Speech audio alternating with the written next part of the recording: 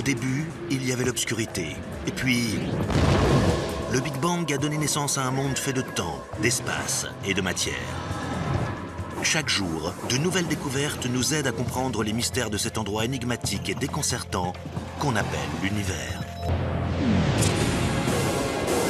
Hyperespace, téléporteur, trous de verre et pistolet laser.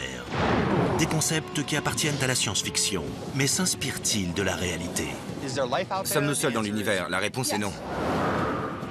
La nouvelle génération de physiciens travaille déjà pour réécrire les lois cosmiques. Je ne peux pas me limiter à la physique telle qu'on la connaît aujourd'hui. Et ce qui semblait encore futuriste il y a quelques dizaines d'années pourrait bien être plus proche que ce qu'on croit. Si on arrivait à s'approcher de la vitesse de la lumière, on pourrait faire un bond dans le futur. Départ aujourd'hui. Prochain arrêt, demain. Explorons ensemble les mondes de la science-fiction et des faits scientifiques.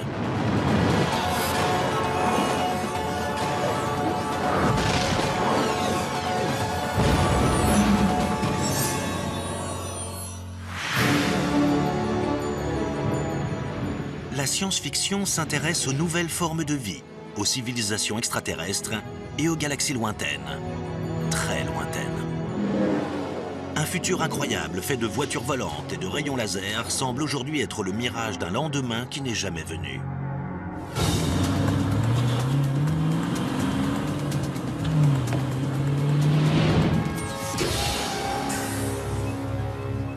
Des routes? Là où on veut aller, on aura toujours besoin de routes.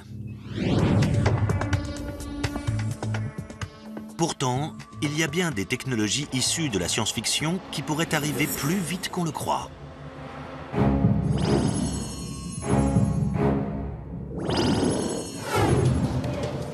En retard pour un rendez-vous?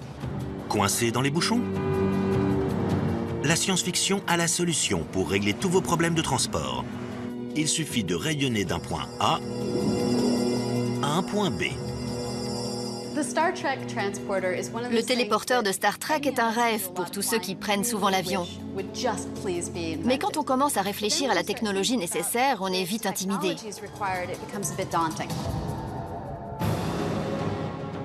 Dans Star Trek, ce qu'on voit dans la série, c'est que le téléporteur fonctionne en déplaçant une personne atome par atome et en convertissant ces atomes en énergie qu'on projette vers une destination avant de réassembler tous ces atomes qui composent la personne une fois arrivé à destination.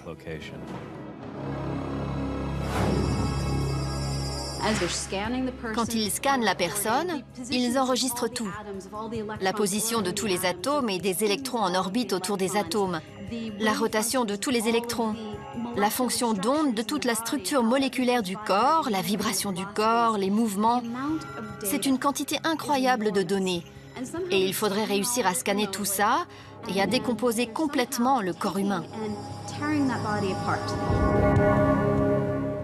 La quantité d'énergie nécessaire pour transformer un humain en énergie pure serait bien supérieure à toutes les armes nucléaires les plus puissantes que l'homme a jamais inventées. Ce serait un processus destructeur.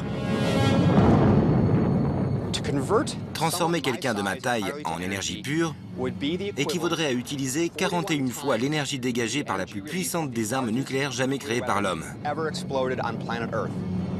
Si vous voulez me téléporter, il faudra d'abord se demander...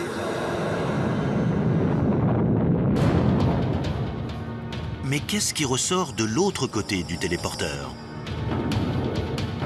Est-ce que c'est vous ou votre réplique parfaite? Est-ce qu'il décompose et recompose une personne? Ou est-ce qu'il décompose une personne, stocke l'information et recrée une toute nouvelle personne? C'est une question intéressante. Est-ce que le téléporteur vous tue et crée un clone? Ou est-ce qu'il réussit à vous préserver et à vous transporter jusqu'à destination? Si vous me dites qu'on vous a décomposé atome par atome et qu'on vous a converti en flux d'énergie avant de vous réassembler à un autre endroit, je ne vois pas en quoi c'est différent que de vous tuer et de vous ressusciter. C'est peut-être un appareil tout droit sorti de la science-fiction, mais l'armée américaine s'intéresse aujourd'hui aux possibilités qu'offrirait la technologie du téléporteur. l'Air Force a commissionné une étude pour examiner le futur des systèmes de transmission de matière.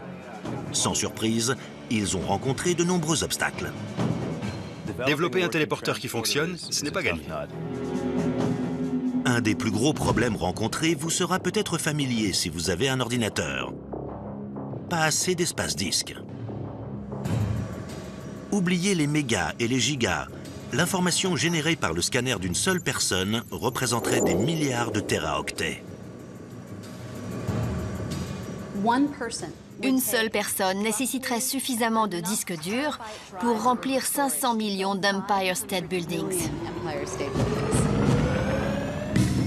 L'autre question, c'est de savoir si le fait de stocker les données d'une personne implique de la téléporter immédiatement. Que se passerait-il si on voulait la dématérialiser, stocker l'information et la conserver pendant 50, 100 ou 5000 ans? Du point de vue de cette personne, ce serait un voyage dans le temps. Si les améliorations en termes de stockage de données continuent au rythme actuel, on pourrait imaginer l'existence d'un disque dur suffisamment grand pour satisfaire la demande d'ici 2 à 300 ans. Une des dernières barrières à la construction d'un téléporteur de matière est une propriété fondamentale de la physique quantique, connue sous le nom du principe d'incertitude de Heisenberg. Après la diffusion des premiers épisodes de Star Trek, beaucoup de physiciens ont remis en question la technologie du téléporteur. Un des plus gros problèmes dont on a discuté concernait le fait qu'il est impossible de connaître avec précision la localisation et la quantité de mouvement d'un atome ou d'une particule subatomique. Plus on sait où se trouve quelque chose, moins on sait à quelle vitesse ça se déplace, et vice-versa. Si on prend en photo un carrousel, on peut tout de suite voir où ce manège se trouve par rapport à ce qui l'entoure. Mais tout ce qui se trouve sur le carrousel est un peu flou sur la photo. Quand on essaie de réassembler les petits morceaux qui composent une image quantique d'un capitaine Kirk tout juste dématérialisé, la dernière chose dont on veut entendre parler, c'est de l'incertitude quantique d'Heisenberg. Dans Star Trek, la nouvelle génération, un de nos conseillers techniques, Mike Okuda, a eu l'idée d'inventer un compensateur d'Heisenberg, c'est-à-dire un composant du téléporteur qui s'occupe de régler ce petit problème. Je me suis toujours dit que c'était une solution très maligne à l'un des plus grands obstacles à la construction d'un téléporteur. Le téléporteur tombait en panne de temps en temps et généralement ce n'était pas bon pour celui qui se faisait téléporter. Si certaines données étaient perdues pendant le voyage et que vous vous retrouviez sans yeux ou sans cerveau, ce serait vraiment catastrophique. Vous pourriez y laisser un peu de votre ADN. Et même si votre corps possède des mécanismes de réparation pour l'ADN, à force de voyages répétés, vous pourriez développer des cancers ou des déformations, ou toutes sortes de maladies que vous n'auriez pas vraiment envie d'attraper. Des super-ordinateurs gigantesques, des compensateurs d'Heisenberg, des scanners quantiques. Tout ça appartient à la science-fiction. Alors comment faire de tout ça une réalité? Il faut se tourner vers le surnaturel. Einstein l'appelait l'action surnaturelle à distance. C'est l'univers bizarre de l'intrication quantique. En gros, deux particules peuvent interagir de manière à ce que, quand elles sont séparées, l'état de l'une affecte directement celui de l'autre. En utilisant cette propriété d'intrication, on peut manipuler une des deux pour influencer sur l'état de l'autre instantanément. C'est le truc le plus dingue qu'on trouve dans la mécanique quantique. Une information n'a aucun moyen de passer d'une particule à l'autre. Même en les séparant d'une grande distance, la vitesse de la lumière ne permettrait pas à l'information de passer d'un point à l'autre quand on effectue les mesures. Il doit y avoir environ 3 personnes capables de comprendre ce concept sur la planète. Et pour tous les autres, on n'a plus qu'à regarder les formules et se sentir mal. Les scientifiques ont déjà prévu de tester cette action surnaturelle d'intrication en transmettant une information entre le sol et l'orbite basse terrestre. Le premier téléporteur de l'histoire humaine. Cette technologie pourrait être utilisée dans le développement d'une nouvelle génération de superordinateurs. Des machines qui pourraient un jour être assez rapides pour réaliser les calculs complexes nécessaires pour construire un téléporteur plus sophistiqué. Je sauterais tout de suite dans un téléporteur si j'étais sûr de pouvoir rentrer chez moi après et voir ma famille. Ce serait un voyage incroyable.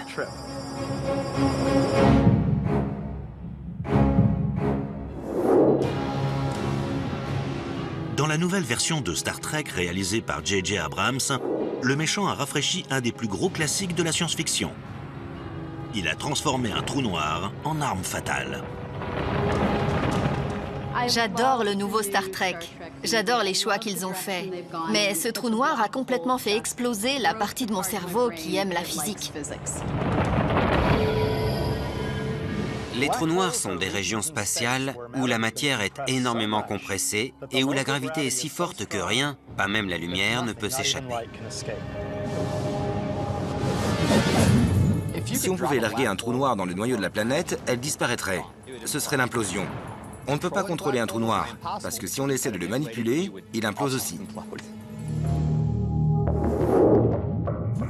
Dans le film de Star Trek, il y a une forme exotique de matière qu'ils appellent la matière rouge, et qu'ils utilisent pour former un trou noir à l'intérieur du noyau d'une planète existante. On ne peut pas vraiment transformer une planète en un trou noir en utilisant de la bouillie rouge. C'est tout simplement impossible. Bien sûr, dans les faits, les trous noirs sont aussi une source d'inquiétude. Notre quête de connaissances pourrait bien nous mener à la destruction de la planète qui serait aspirée par la gueule insatiable d'un trou noir que nous aurions créé.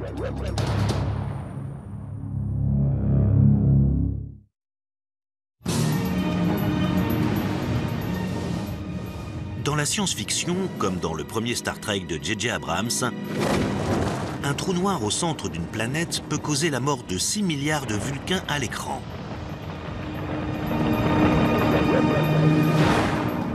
Cette planète serait absorbée dans la masse du trou noir. Elle serait réduite en morceaux et disparaîtrait de notre univers pour toujours. C'est un peu la pire de toutes les armes fatales. Dans les faits, des expériences qui prévoient de causer la collision de particules subatomiques sur Terre suscitent des inquiétudes. Si les particules sont assez rapides au moment de la collision, elles pourraient former un trou noir et détruire notre planète.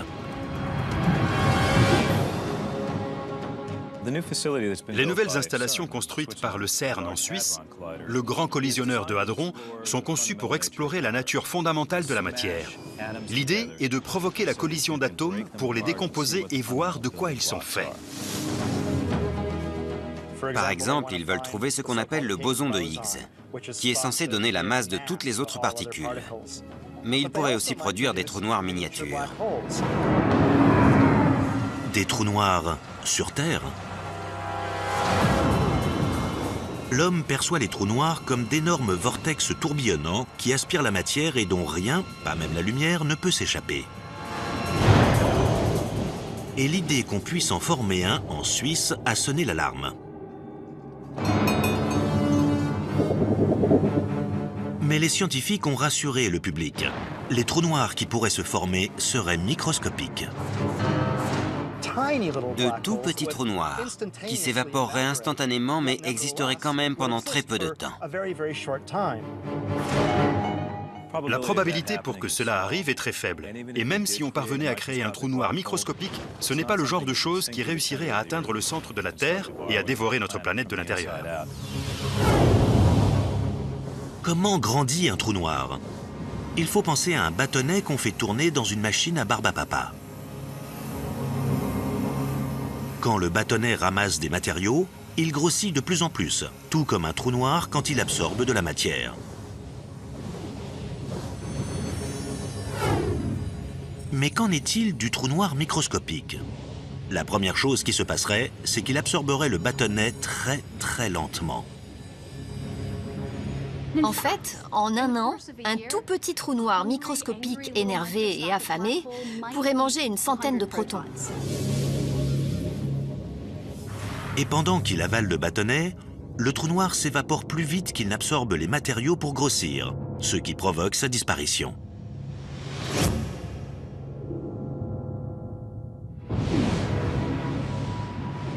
Les trous noirs ne devraient pas nous inquiéter. D'ailleurs, il y a un trou noir supermassif en plein milieu de notre Voie lactée. Il fait sa vie dans son coin avec des étoiles qui lui tournent autour dans la joie et la bonne humeur. On peut même observer des trous noirs dans les galaxies proches de la nôtre. Des disques de matériaux se mettent à tourbillonner et à créer tellement de chaleur qu'ils libèrent de grandes quantités de lumière en disparaissant. Si les auteurs tiennent vraiment à donner le mauvais rôle aux trous noirs, ils pourraient au moins le faire de manière exacte et précise.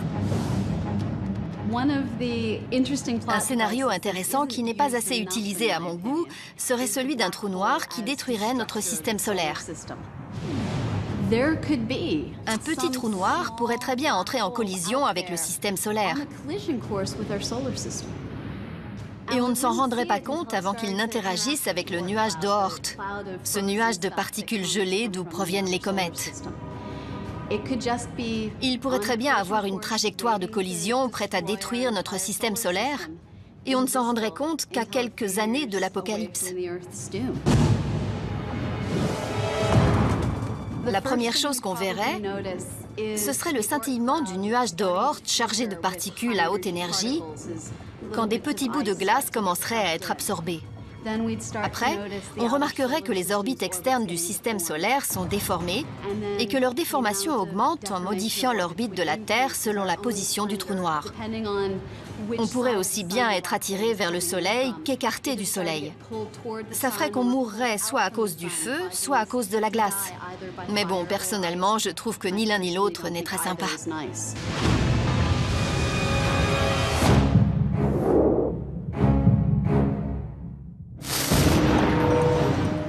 La destruction de la Terre est un thème très populaire dans la science-fiction, et les menaces qui pèsent sur notre planète ont pris de nombreuses formes. Prenons par exemple le film Armageddon. Un astéroïde de la taille du Texas se dirige vers notre planète.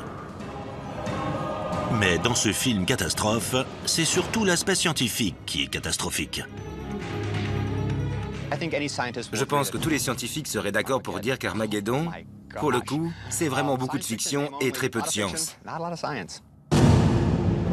La manière dont ils ont décrit cet astéroïde qui allait entrer en collision avec la Terre et la façon dont ils ont géré la menace en envoyant une navette spatiale pour utiliser une explosion nucléaire, c'était ridicule.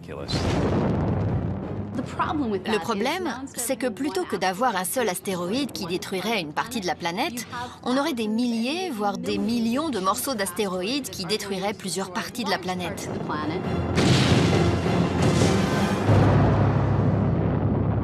Donc évitons d'exploser des astéroïdes. Il faut les déplacer, mais surtout pas les faire exploser.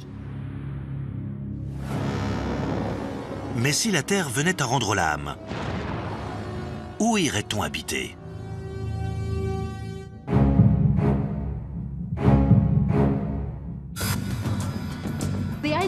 L'idée de terraformation, c'est d'abord de prendre une planète comme Mars, qui n'est pas capable pour le moment d'abriter la vie qui pourrait se promener à sa surface, et ensuite d'altérer l'environnement et la planète pour pouvoir permettre à l'homme d'y vivre une existence normale. Faire de Mars un endroit où on peut respirer sans combinaison spatiale, où on peut se promener à l'extérieur dans des vêtements d'été et créer un tout nouveau monde dans lequel on pourrait vivre. Ce serait un projet incroyable à réaliser, mais pas forcément impossible. Une nouvelle planète dans notre système solaire qui pourrait servir de maison à des humains, au cas où la Terre serait trop usagée. Si la survie de notre espèce en dépendait, que faudrait-il faire pour transformer la planète rouge en planète bleue ?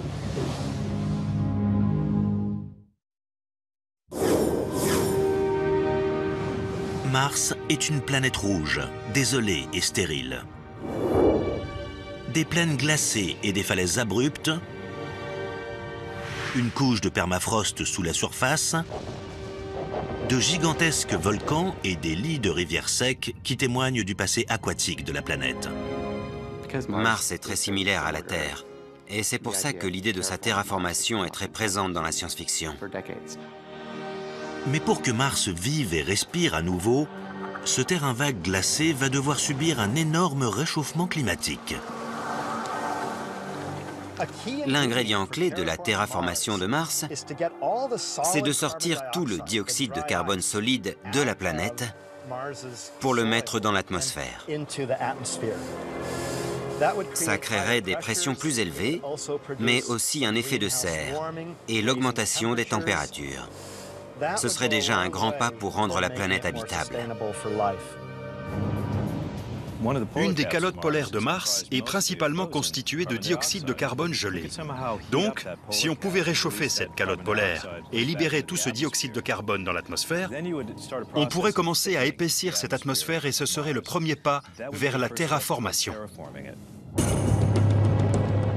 On pourrait par exemple lancer tout un tas de satellites qui recueilleraient de l'énergie solaire et la dirigeraient vers Mars. Elle serait absorbée par la surface et provoquerait l'évaporation de ces glaces, ce qui les transformerait en gaz atmosphériques. On pourrait aussi mettre un tas de matière sombre dans les calottes polaires de Mars. Cette matière sombre absorberait le rayonnement solaire au lieu de le réfléchir, ce qui réchaufferait le matériau et ferait fondre les glaces qui se trouveraient en dessous avant de s'évaporer. Mais si on veut vraiment terraformer Mars, il y a un ingrédient qu'on ne peut pas laisser de côté. La Terre possède un champ magnétique assez puissant. C'est lui qui nous protège des vents solaires. Les particules chargées qui s'échappent du Soleil sont gardées à distance de la Terre, grâce au champ magnétique. Mars n'en a pas. Si on essayait de vivre à sa surface, on serait sans arrêt affecté par le rayonnement du Soleil. Les vacances sur Mars, c'est encore de la science-fiction. Mais l'humanité s'approche de plus en plus du jour où les navettes pourront quitter la Terre pour se promener dans le système solaire.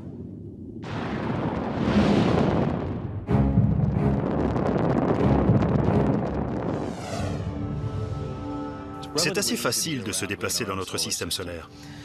Il y a 40 ans, on est allé sur la Lune. Depuis, on a envoyé nos sondes vers toutes les autres planètes du système solaire. Les distances se mesurent en millions de milliards de kilomètres. Ce sont des voyages spatiaux à courte distance.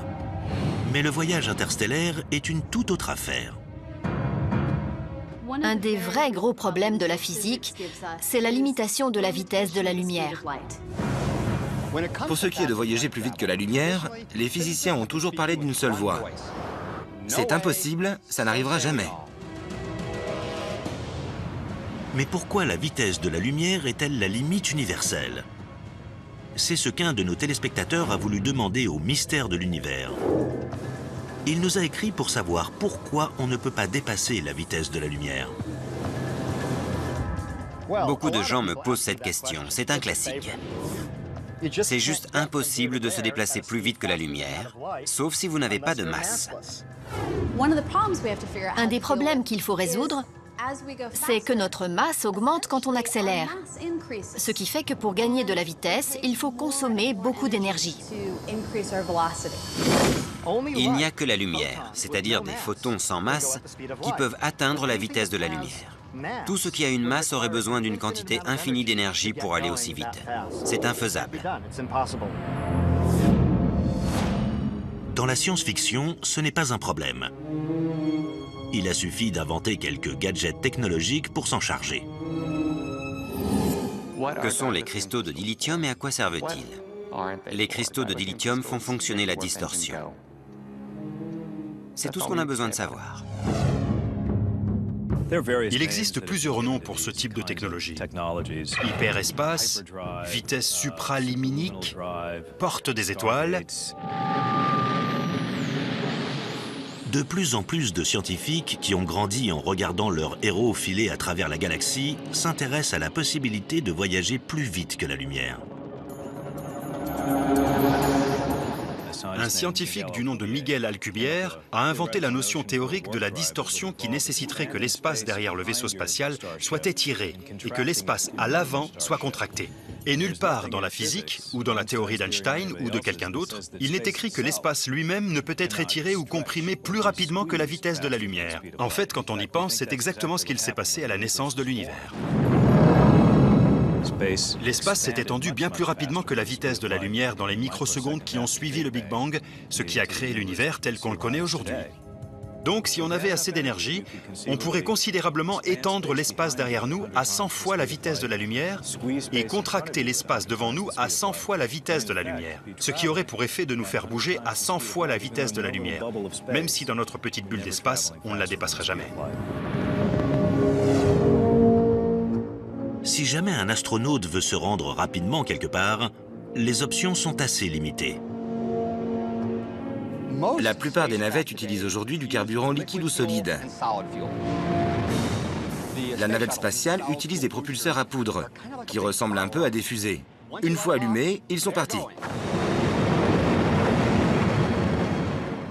On a aussi des fusées chimiques, qui utilisent de l'hydrogène et de l'oxygène liquide.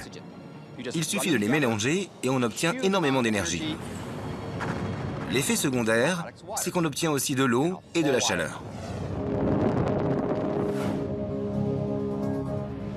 Aujourd'hui, la dernière génération de sondes spatiales utilise une toute nouvelle technologie, tout droit sortie des pages de romans classiques de science-fiction. Le moteur ionique. En gros, on prend des atomes, on enlève quelques électrons et on obtient une particule chargée. Ensuite, on l'accélère à l'aide d'un champ magnétique et on rejette ces particules à haute vitesse sur un côté de l'appareil. La différence entre ce moteur et le moteur chimique, c'est qu'avec un moteur ionique, il y a très peu de poussée. Un moteur ionique génère la même quantité de poussée que le poids d'une feuille de papier. Mais il le fait pendant des mois sans s'arrêter, en accélérant progressivement jusqu'à atteindre des vitesses assez élevées. La sonde spatiale Dawn de la NASA utilise l'énergie ionique pour s'approcher doucement de Vesta et Cérès, deux des objets les plus larges de la ceinture d'astéroïdes.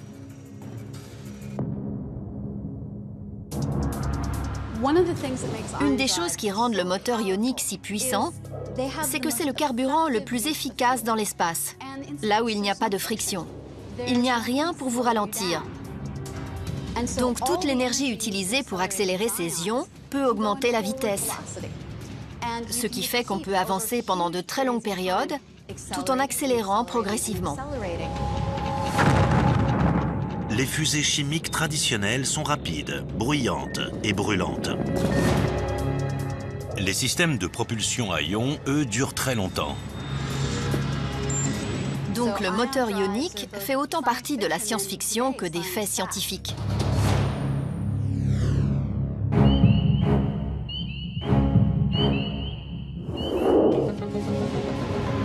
Entre les sondes spatiales qui sortent de notre système solaire et les ondes radio et télé qui nous ont déjà quittés depuis longtemps, l'homme annonce sa présence dans l'univers. On a envoyé des missions avec des enregistrements de sons de rire ou de battements du cœur, avec des schémas de l'homme et de la femme. Ce sont des ambassadeurs physiques qu'on a envoyés dans les étoiles. Carl Sagan a posé cette question il y a quelques années. Qui parle au nom de la Terre? Au fond, je crois qu'on parle tous au nom de la Terre. Et j'aurais bien aimé qu'on fasse un peu plus attention et qu'on réfléchisse un peu plus au genre de messages et d'idées qu'on envoie dans l'espace avec nos programmes radio et télé. Jusqu'ici, nos communications sont restées sans réponse. Mais si ce n'était pas toujours le cas? La science-fiction est pleine d'histoires sur ce qui arrivera quand les extraterrestres seront parmi nous. Je suis sûr qu'on trouvera de la vie dans l'espace. Et si ça arrivait, aurions-nous une chance? Ou sommes-nous destinés à être exterminés par une intelligence extraterrestre avancée?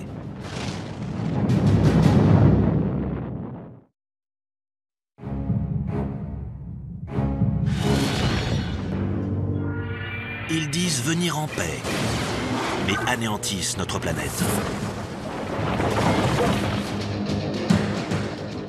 Depuis les tout premiers écrits de science-fiction, certains thèmes sont très récurrents, mais peut-être jamais autant que celui-ci.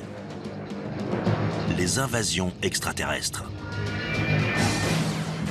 Des hordes d'aliens qui débarquent sur Terre et qui sèment le chaos, D'un point de vue narratif, c'est beaucoup plus intéressant que des gentils aliens qui arrivent et qui règlent tous nos problèmes.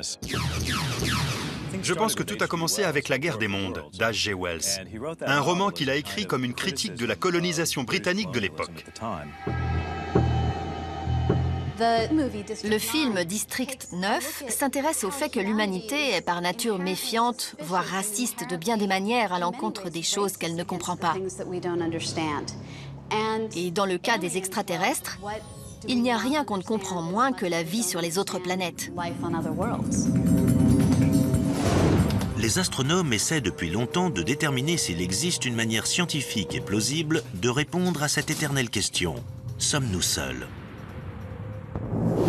Est-ce que la vie est fréquente dans l'univers? Le paradoxe de Fermi, qui doit son nom à une question posée par le physicien Enrico Fermi, tente d'éclairer un des mystères de la vie extraterrestre.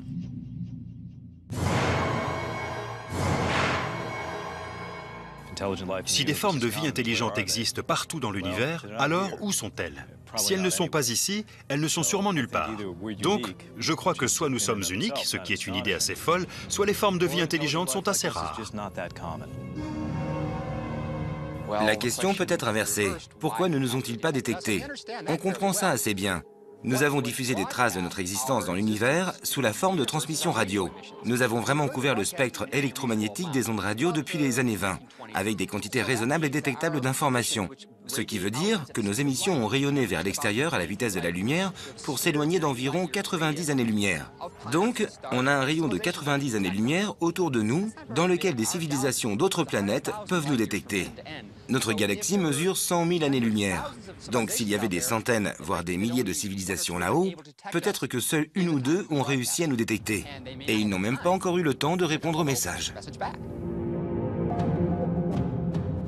Un autre problème possible, la perte du signal.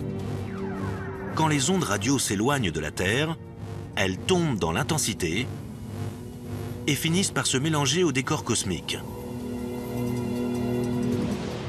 Pour qu'un habitant d'une autre planète entende nos transmissions, il faudrait sûrement qu'il ne soit pas très loin. Combien de civilisations pourraient donc être en train d'écouter nos émissions et nos rediffusions? C'est une question à laquelle l'astronome Frank Drake a tenté de répondre. Il y a environ 50 ans, Frank Drake, un radioastronaute, étudiait la possibilité de la vie dans l'univers. Il a lancé le premier programme SETI, qui consistait à utiliser un télescope radio pour tenter de capter des signaux provenant d'autres étoiles. Drake s'est demandé, bon, quelles sont mes chances de succès? Combien de civilisations pourrais-je trouver dans notre galaxie? Comme tout bon astronaute qui se respecte, il a fait un rapide calcul et a créé une équation qui disait en gros, voilà comment calculer le nombre de civilisations dans notre galaxie. Combien d'étoiles de notre galaxie peuvent avoir des planètes similaires à la Terre? Combien de ces étoiles ont des planètes similaires à la Terre? Et sur combien de ces exoplanètes la vie s'est-elle développée, etc. Si vous êtes optimiste, vous trouverez qu'il existe des tas de civilisations intelligentes dans notre Voie lactée. Si vous êtes pessimiste, par contre, vous pourrez facilement trouver qu'une seule galaxie comme la nôtre sur 1 million peut abriter une vie intelligente. Donc, si vous êtes pessimiste, autant dire qu'on est tout seul dans la Voie lactée. Si une grande armée d'extraterrestres belliqueux se dirigeait vers nous, quelles seraient les meilleures défenses de la Terre? Une des choses qui nous sauvera, c'est que les voyages spatiaux sont lents. On les verra arriver à l'avance. Et on aura quelques jours pour se préparer pendant qu'ils traverseront le système solaire en ressemblant à un astéroïde ou à une comète. En arrivant ici, la grande question est de savoir ce qu'ils feront. Est-ce que ce sera comme dans Independence Day et qu'ils menaceront toutes les grandes villes et leurs habitants, ou est-ce qu'ils se contenteront d'atterrir pour nous offrir des livres et des médicaments?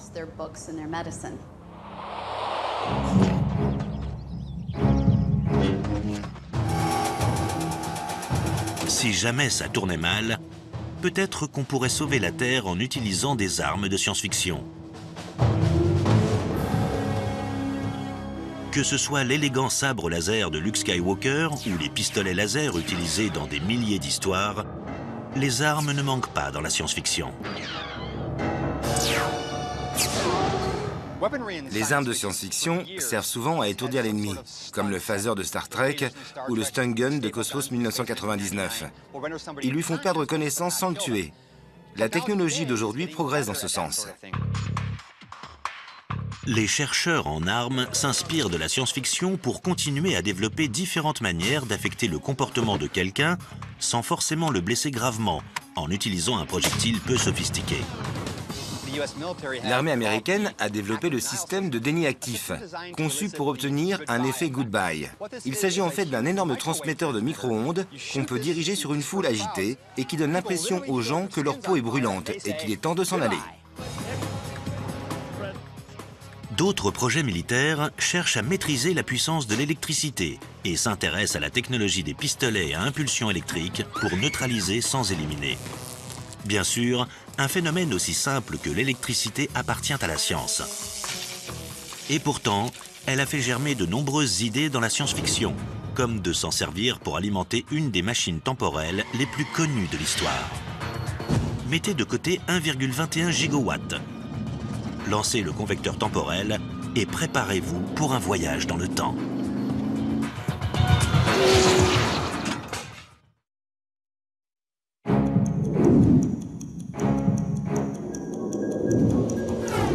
Le voyage temporel. C'est vraiment possible, selon deux des plus grands esprits scientifiques du XXe siècle. Albert Einstein, dont les célèbres équations n'ont jamais écarté la possibilité des voyages dans le temps, et le docteur Emmett Brown, inventeur du convecteur temporel. La différence entre les deux? La machine d'Einstein ne va que dans une direction et s'appuie sur des tas de preuves scientifiques. On sait grâce à la relativité restreinte et à la relativité générale que les voyages dans le temps sont tout à fait possibles, c'est notre futur. Si on se déplaçait à la vitesse de la lumière et qu'on rentrait chez nous ensuite, on se rendrait compte que les gens sur Terre ont vieilli beaucoup plus vite que nous. La relativité permet les voyages temporels. Buck Rogers, au XXVe siècle, l'avait compris. Andromède l'avait compris. La machine de Doc permet de remonter dans le temps et d'aller dans le futur. Mais selon les lois de la physique, c'est impossible. Ou est-ce vraiment le cas? Retourner dans le passé ne semble pas violer les lois fondamentales de la physique. D'ailleurs, certains physiciens ont déjà imaginé des plans qui pourraient nous permettre de le faire. On pourrait tourner d'une certaine manière autour d'un trou noir ou transformer des trous de verre en machines temporelles. Si on prend un côté d'un trou de verre et qu'on l'accélère jusqu'à la vitesse de la lumière, puis qu'on l'envoie à plusieurs centaines d'années-lumière avant de le ramener à son point de départ, alors ce côté du trou de verre existe de manière permanente dans le passé de l'autre côté. Donc, a priori, en traversant ce trou de verre, on pourrait retourner dans le passé. Ça a l'air facile. Mais les scientifiques disent qu'il n'existe aucun moyen de stabiliser le champ d'énergie pour créer un tel trou de verre. Un autre problème subsiste. En retournant dans le passé, on risque de provoquer un paradoxe. Le paradoxe du grand-père dans les voyages temporels, c'est quand on retourne dans le temps et qu'on tue son grand-père avant que son père ou sa mère ne soient nés. Ça voudrait dire qu'on ne pourrait pas être né. Mais alors comment aurait-on pu retourner dans le temps et tuer son grand-père? C'est un paradoxe logique. D'autres personnes ont dit qu'il y avait peut-être un moyen d'éviter le problème. Il y a une certaine vision de la mécanique quantique qu'on appelle la théorie des mondes multiples. Une des nombreuses interprétations de la mécanique quantique prétend que chaque fois qu'on prend une décision, l'univers se divise. Chaque fois que j'envoie un photon de lumière à travers une fente et qu'il part dans une direction, il y a un autre univers dans lequel la lumière va dans l'autre direction. Chaque fois que je renverse mon café dans cet univers, il y a un autre univers dans lequel il ne lui arrive rien. Selon la théorie des mondes multiples, tout ce qui aurait pu arriver est arrivé quelque part. Et tout ce qui aurait pu être se trouve quelque part dans le multivers. Et c'est comme ça qu'on obtient une infinité d'univers qui se séparent d'une autre à chaque seconde de chaque jour, de chaque année. Si c'est le cas, on peut dire qu'en voyageant dans le temps, On pourrait toujours tuer son grand-père et être en vie, parce qu'on se trouverait, en fait, dans un univers différent. Si les voyages dans le temps sont possibles, une chose est sûre, ça demandera beaucoup d'énergie. Dans Retour vers le futur, Doc réussit à remonter dans le temps avec sa DeLorean alimentée par 1,21 gigawatts. Elle doit atteindre une vitesse de 88 miles par heure. Tout ça n'est bien sûr que de la science-fiction. L'énergie qu'il faudrait en réalité pour remonter dans le temps, c'est-à-dire dépasser la vitesse de la lumière qui est infinie, voire plus qu'infinie, demanderait un genre de trou de verre ou un autre raccourci à travers l'univers. 1,21 gigawatts ne suffirait pas, tout comme 88 miles ne suffirait pas. Parfois, la science des films parvient à bluffer la vraie science. Qu'est-ce qu'un convecteur temporel? Honnêtement, je n'en ai aucune idée. La trilogie Retour vers le futur met aussi en scène des voitures volantes qui filent sur des autoroutes aériennes prévues pour le futur pas si lointain de 2015. De nombreuses histoires de science-fiction se trompent d'année quand elles essaient de prédire l'avenir. Une des choses les plus incroyables dans l'idée de retourner dans le temps, ce serait d'observer l'ancienne science-fiction, qui ne s'est jamais douté que les ordinateurs feraient à ce point partie intégrante de nos vies. Ils n'avaient pas imaginé qu'on aurait tous des appareils personnels en main, des ordinateurs portables personnels, et que toutes nos actions seraient en quelque sorte modérées par la technologie. De nombreux petits-enfants ont même leurs propres ordinateurs portables, et on ne voit jamais ça dans la science-fiction.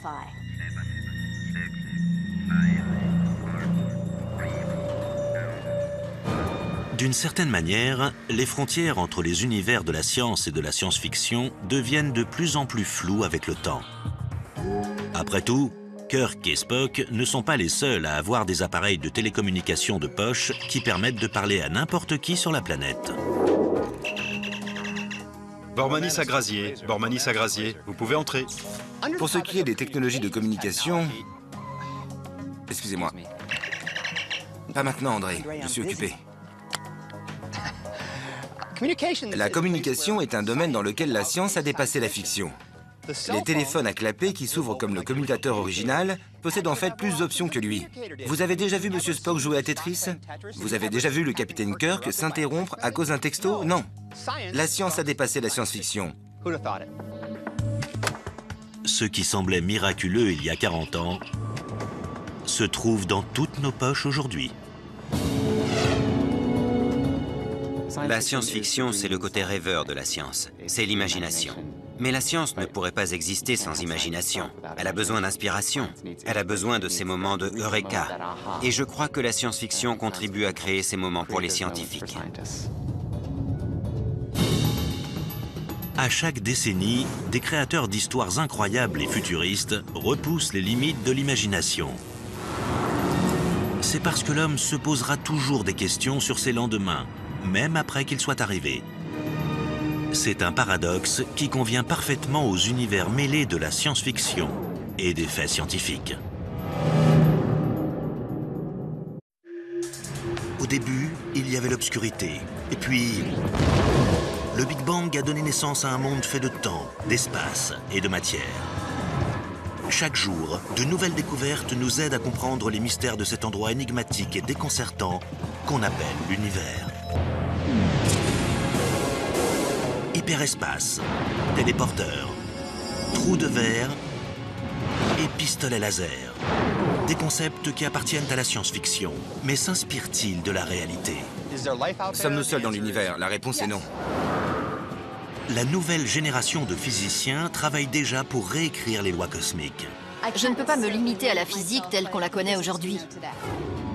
Et ce qui semblait encore futuriste il y a quelques dizaines d'années pourrait bien être plus proche que ce qu'on croit.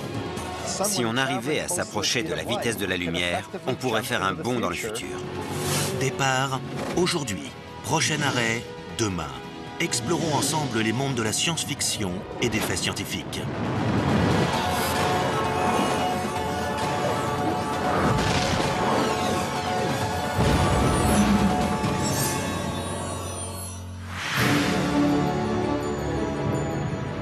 la science-fiction s'intéresse aux nouvelles formes de vie, aux civilisations extraterrestres et aux galaxies lointaines, très lointaines.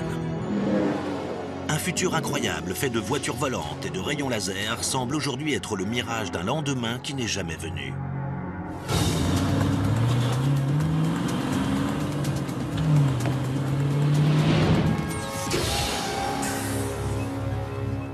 Des routes? Là où on veut aller, on aura toujours besoin de routes. Pourtant, il y a bien des technologies issues de la science-fiction qui pourraient arriver plus vite qu'on le croit.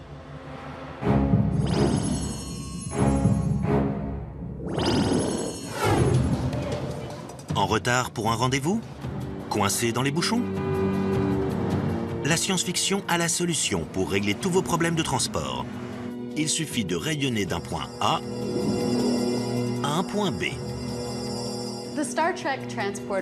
Le téléporteur de Star Trek est un rêve pour tous ceux qui prennent souvent l'avion.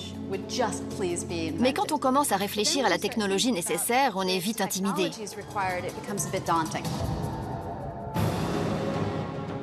Dans Star Trek, ce qu'on voit dans la série, c'est que le téléporteur fonctionne en déplaçant une personne atome par atome et en convertissant ces atomes en énergie qu'on projette vers une destination avant de réassembler tous ces atomes qui composent la personne une fois arrivé à destination.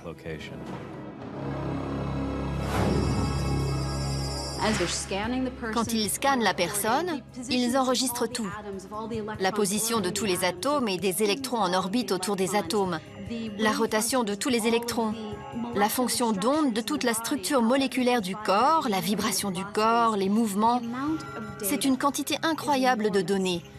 Et il faudrait réussir à scanner tout ça et à décomposer complètement le corps humain. La quantité d'énergie nécessaire pour transformer un humain en énergie pure serait bien supérieure à toutes les armes nucléaires les plus puissantes que l'homme a jamais inventées. Ce serait un processus destructeur. Transformer quelqu'un de ma taille en énergie pure équivaudrait à utiliser 41 fois l'énergie dégagée par la plus puissante des armes nucléaires jamais créées par l'homme. Si vous voulez me téléporter, il faudra d'abord se demander...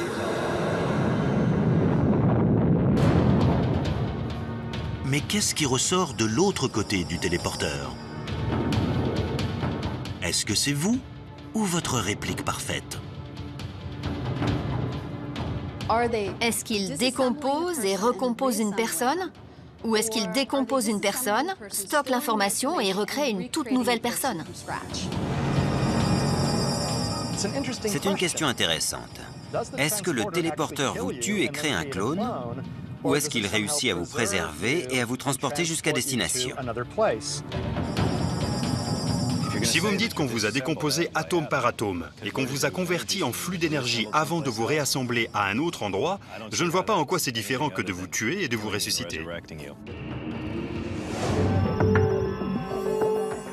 C'est peut-être un appareil tout droit sorti de la science-fiction, mais l'armée américaine s'intéresse aujourd'hui aux possibilités qu'offrirait la technologie du téléporteur. L'Air Force a commissionné une étude pour examiner le futur des systèmes de transmission de matière. Sans surprise, ils ont rencontré de nombreux obstacles. Développer un téléporteur qui fonctionne, ce n'est pas gagné. Un des plus gros problèmes rencontrés vous sera peut-être familier si vous avez un ordinateur. Pas assez d'espace disque. Oubliez les mégas et les gigas. L'information générée par le scanner d'une seule personne représenterait des milliards de téraoctets. Une seule personne nécessiterait suffisamment de disques durs pour remplir 500 millions d'Empire State Buildings. L'autre question, c'est de savoir si le fait de stocker les données d'une personne implique de la téléporter immédiatement. Que se passerait-il si on voulait la dématérialiser, stocker l'information et la conserver pendant 50, 100 ou 5000 ans? Du point de vue de cette personne, ce serait un voyage dans le temps. Si les améliorations en termes de stockage de données continuent au rythme actuel, on pourrait imaginer l'existence d'un disque dur suffisamment grand pour satisfaire la demande d'ici 2 à 300 ans. Une des dernières barrières à la construction d'un téléporteur de matière est une propriété fondamentale de la physique quantique, connue sous le nom du principe d'incertitude de Heisenberg. Après la diffusion des premiers épisodes de Star Trek, beaucoup de physiciens ont remis en question la technologie du téléporteur. Un des plus gros problèmes dont on a discuté concernait le fait qu'il est impossible de connaître avec précision la localisation et la quantité de mouvement d'un atome ou d'une particule subatomique. Plus on sait où se trouve quelque chose, moins on sait à quelle vitesse ça se déplace, et vice-versa. Si on prend en photo un carrousel, on peut tout de suite voir où ce manège se trouve par rapport à ce qui l'entoure. Mais tout ce qui se trouve sur le carrousel est un peu flou sur la photo. Quand on essaie de réassembler les petits morceaux qui composent une image quantique d'un capitaine Kirk tout juste dématérialisé, la dernière chose dont on veut entendre parler, c'est de l'incertitude quantique d'Heisenberg. Dans Star Trek, la nouvelle génération, un de nos conseillers techniques, Mike Okuda, a eu l'idée d'inventer un compensateur d'Heisenberg, c'est-à-dire un composant du téléporteur qui s'occupe de régler ce petit problème. Je me suis toujours dit que c'était une solution très maligne à l'un des plus grands obstacles à la construction d'un téléporteur. Le téléporteur tombait en panne de temps en temps et généralement ce n'était pas bon pour celui qui se faisait téléporter. Si certaines données étaient perdues pendant le voyage et que vous vous retrouviez sans yeux ou sans cerveau, ce serait vraiment catastrophique. Vous pourriez y laisser un peu de votre ADN. Et même si votre corps possède des mécanismes de réparation pour l'ADN, à force de voyages répétés, vous pourriez développer des cancers ou des déformations, ou toutes sortes de maladies que vous n'auriez pas vraiment envie d'attraper.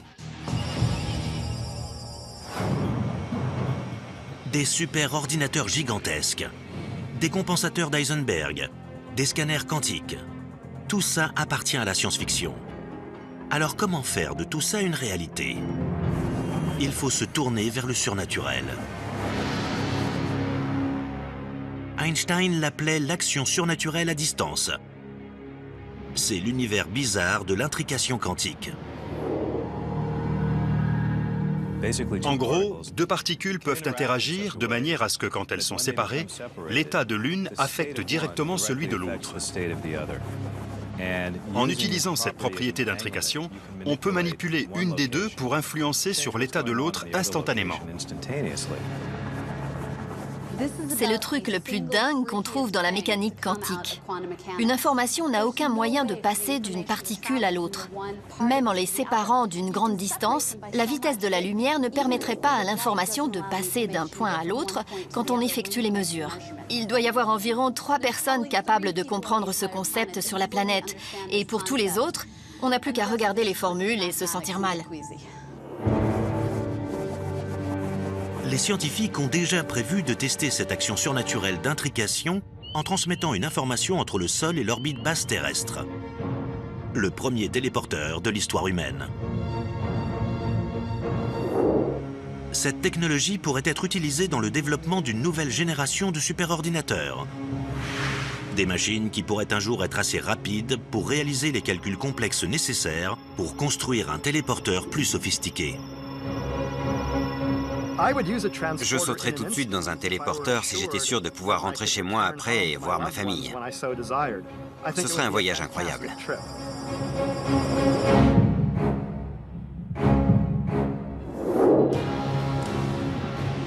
Dans la nouvelle version de Star Trek réalisée par J.J. Abrams, le méchant a rafraîchi un des plus gros classiques de la science-fiction. Il a transformé un trou noir en arme fatale. J'adore le nouveau Star Trek. J'adore les choix qu'ils ont faits. Mais ce trou noir a complètement fait exploser la partie de mon cerveau qui aime la physique. Les trous noirs sont des régions spatiales où la matière est énormément compressée et où la gravité est si forte que rien, pas même la lumière, ne peut s'échapper. Si on pouvait larguer un trou noir dans le noyau de la planète, elle disparaîtrait. Ce serait l'implosion. On ne peut pas contrôler un trou noir, parce que si on essaie de le manipuler, il implose aussi. Dans le film de Star Trek, il y a une forme exotique de matière qu'ils appellent la matière rouge, et qu'ils utilisent pour former un trou noir à l'intérieur du noyau d'une planète existante. On ne peut pas vraiment transformer une planète en un trou noir en utilisant de la bouillie rouge. C'est tout simplement impossible. Bien sûr, dans les faits, les trous noirs sont aussi une source d'inquiétude. Notre quête de connaissances pourrait bien nous mener à la destruction de la planète qui serait aspirée par la gueule insatiable d'un trou noir que nous aurions créé.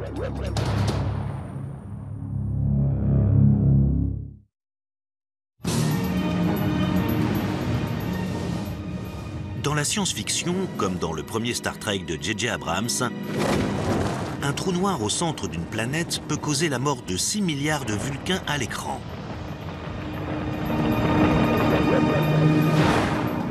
Cette planète serait absorbée dans la masse du trou noir. Elle serait réduite en morceaux et disparaîtrait de notre univers pour toujours. C'est un peu la pire de toutes les armes fatales. Dans les faits, des expériences qui prévoient de causer la collision de particules subatomiques sur Terre suscitent des inquiétudes. Si les particules sont assez rapides au moment de la collision, elles pourraient former un trou noir et détruire notre planète.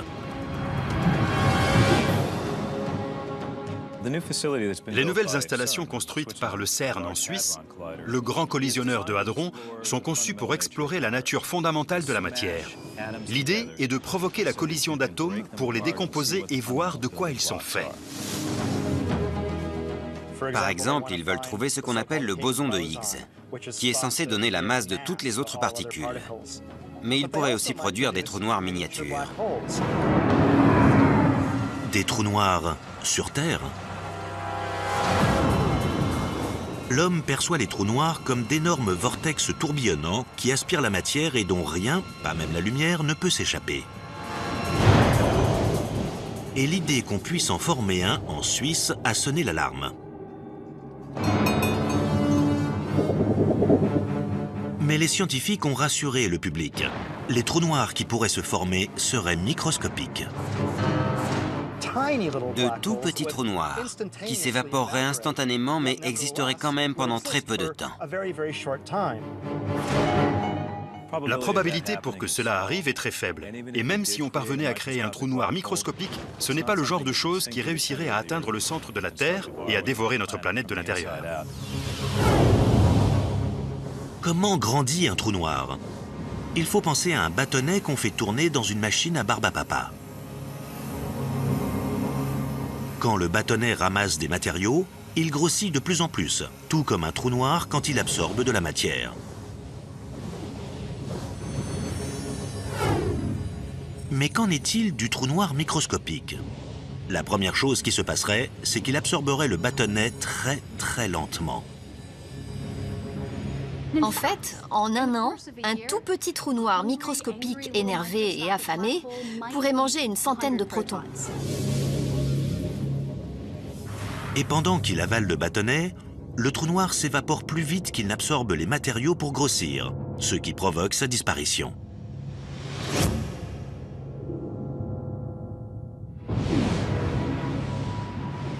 Les trous noirs ne devraient pas nous inquiéter. D'ailleurs, il y a un trou noir supermassif en plein milieu de notre Voie lactée. Il fait sa vie dans son coin avec des étoiles qui lui tournent autour dans la joie et la bonne humeur. On peut même observer des trous noirs dans les galaxies proches de la nôtre. Des disques de matériaux se mettent à tourbillonner et à créer tellement de chaleur qu'ils libèrent de grandes quantités de lumière en disparaissant. Si les auteurs tiennent vraiment à donner le mauvais rôle au trou noir, ils pourraient au moins le faire de manière exacte et précise. Un scénario intéressant qui n'est pas assez utilisé à mon goût serait celui d'un trou noir qui détruirait notre système solaire. Un petit trou noir pourrait très bien entrer en collision avec le système solaire. Et on ne s'en rendrait pas compte avant qu'il n'interagisse avec le nuage d'Oort, ce nuage de particules gelées d'où proviennent les comètes. Il pourrait très bien avoir une trajectoire de collision prête à détruire notre système solaire, et on ne s'en rendrait compte qu'à quelques années de l'apocalypse. La première chose qu'on verrait, ce serait le scintillement du nuage d'Oort chargé de particules à haute énergie quand des petits bouts de glace commenceraient à être absorbés. Après, on remarquerait que les orbites externes du système solaire sont déformées et que leur déformation augmente en modifiant l'orbite de la Terre selon la position du trou noir. On pourrait aussi bien être attiré vers le Soleil qu'écarté du Soleil. Ça ferait qu'on mourrait soit à cause du feu, soit à cause de la glace. Mais bon, personnellement, je trouve que ni l'un ni l'autre n'est très sympa.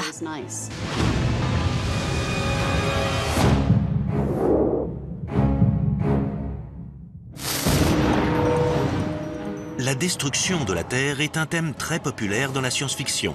Et les menaces qui pèsent sur notre planète ont pris de nombreuses formes. Prenons par exemple le film Armageddon. Un astéroïde de la taille du Texas se dirige vers notre planète. Mais dans ce film catastrophe, c'est surtout l'aspect scientifique qui est catastrophique. Je pense que tous les scientifiques seraient d'accord pour dire qu'Armageddon, pour le coup, c'est vraiment beaucoup de fiction et très peu de science. La manière dont ils ont décrit cet astéroïde qui allait entrer en collision avec la Terre et la façon dont ils ont géré la menace en envoyant une navette spatiale pour utiliser une explosion nucléaire, c'était ridicule. Le problème, c'est que plutôt que d'avoir un seul astéroïde qui détruirait une partie de la planète, on aurait des milliers, voire des millions de morceaux d'astéroïdes qui détruiraient plusieurs parties de la planète.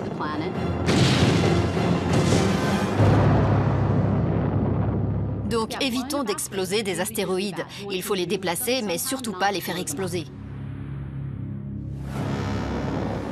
Mais si la Terre venait à rendre l'âme, où irait-on habiter ?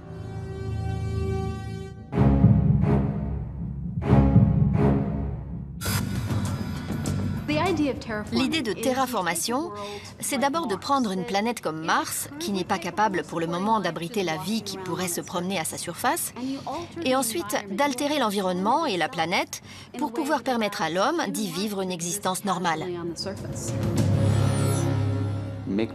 Faire de Mars un endroit où on peut respirer sans combinaison spatiale, où on peut se promener à l'extérieur dans des vêtements d'été et créer un tout nouveau monde dans lequel on pourrait vivre. Ce serait un projet incroyable à réaliser, mais pas forcément impossible.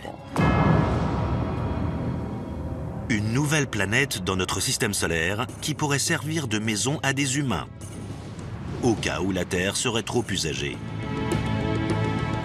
Si la survie de notre espèce en dépendait, que faudrait-il faire pour transformer la planète rouge en planète bleue ?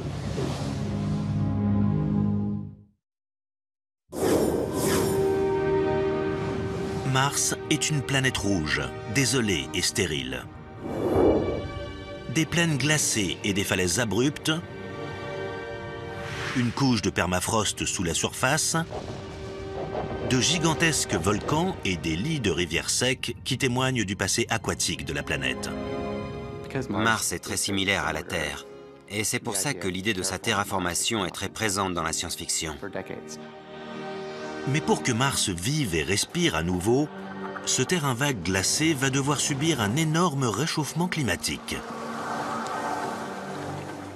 L'ingrédient clé de la terraformation de Mars, c'est de sortir tout le dioxyde de carbone solide de la planète pour le mettre dans l'atmosphère. Ça créerait des pressions plus élevées, mais aussi un effet de serre et l'augmentation des températures. Ce serait déjà un grand pas pour rendre la planète habitable. Une des calottes polaires de Mars est principalement constituée de dioxyde de carbone gelé. Donc, si on pouvait réchauffer cette calotte polaire et libérer tout ce dioxyde de carbone dans l'atmosphère, on pourrait commencer à épaissir cette atmosphère et ce serait le premier pas vers la terraformation. On pourrait par exemple lancer tout un tas de satellites qui recueilleraient de l'énergie solaire et la dirigeraient vers Mars. Elle serait absorbée par la surface et provoquerait l'évaporation de ces glaces, ce qui les transformerait en gaz atmosphériques. On pourrait aussi mettre un tas de matière sombre dans les calottes polaires de Mars. Cette matière sombre absorberait le rayonnement solaire au lieu de le réfléchir, ce qui réchaufferait le matériau et ferait fondre les glaces qui se trouveraient en dessous avant de s'évaporer. Mais si on veut vraiment terraformer Mars, il y a un ingrédient qu'on ne peut pas laisser de côté. La Terre possède un champ magnétique assez puissant. C'est lui qui nous protège des vents solaires. Les particules chargées qui s'échappent du Soleil sont gardées à distance de la Terre, grâce au champ magnétique. Mars n'en a pas. Si on essayait de vivre à sa surface, on serait sans arrêt affecté par le rayonnement du Soleil. Les vacances sur Mars, c'est encore de la science-fiction. Mais l'humanité s'approche de plus en plus du jour où les navettes pourront quitter la Terre pour se promener dans le système solaire.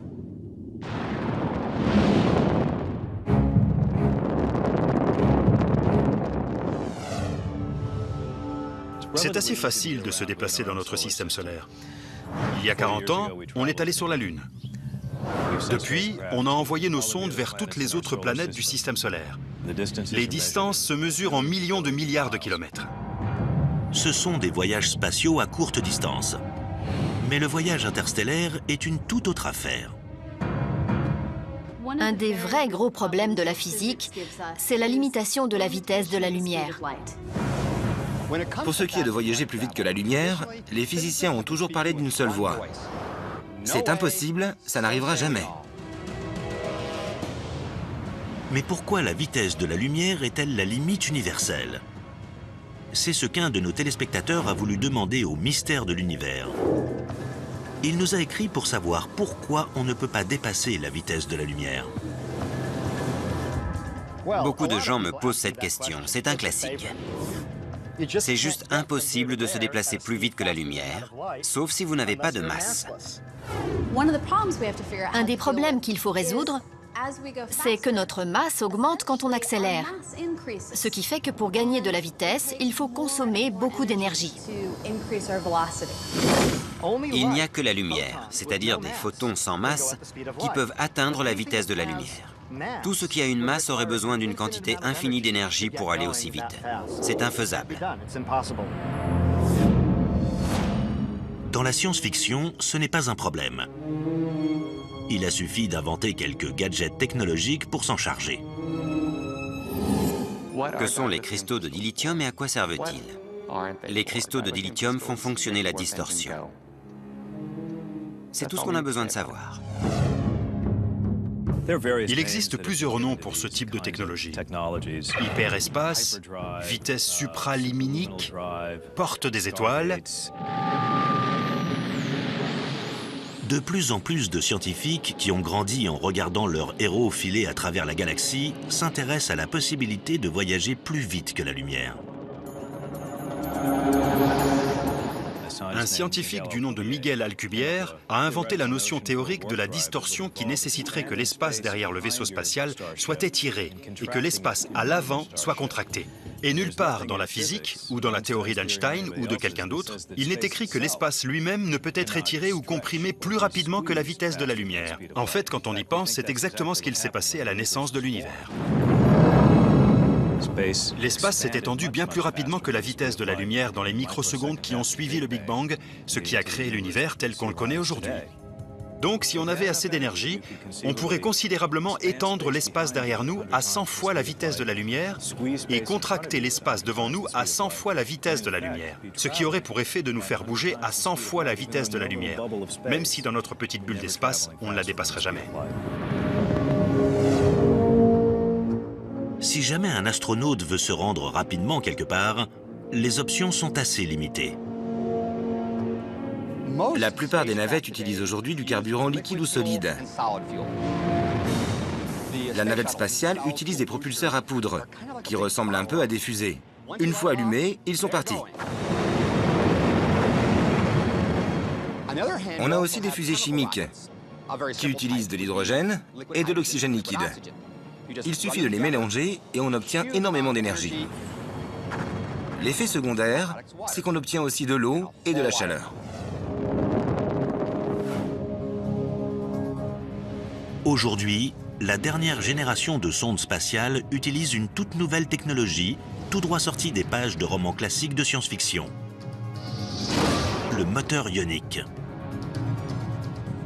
En gros, on prend des atomes, on enlève quelques électrons et on obtient une particule chargée. Ensuite, on l'accélère à l'aide d'un champ magnétique et on rejette ces particules à haute vitesse sur un côté de l'appareil. La différence entre ce moteur et le moteur chimique, c'est qu'avec un moteur ionique, il y a très peu de poussée. Un moteur ionique génère la même quantité de poussée que le poids d'une feuille de papier. Mais il le fait pendant des mois sans s'arrêter, en accélérant progressivement jusqu'à atteindre des vitesses assez élevées.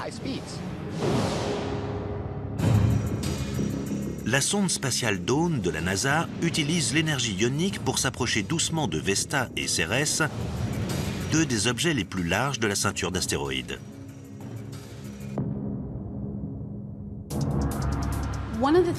Une des choses qui rendent le moteur ionique si puissant, c'est que c'est le carburant le plus efficace dans l'espace, là où il n'y a pas de friction. Il n'y a rien pour vous ralentir. Donc toute l'énergie utilisée pour accélérer ces ions peut augmenter la vitesse, ce qui fait qu'on peut avancer pendant de très longues périodes tout en accélérant progressivement. Les fusées chimiques traditionnelles sont rapides, bruyantes et brûlantes. Les systèmes de propulsion à ions, eux, durent très longtemps. Donc le moteur ionique fait autant partie de la science-fiction que des faits scientifiques.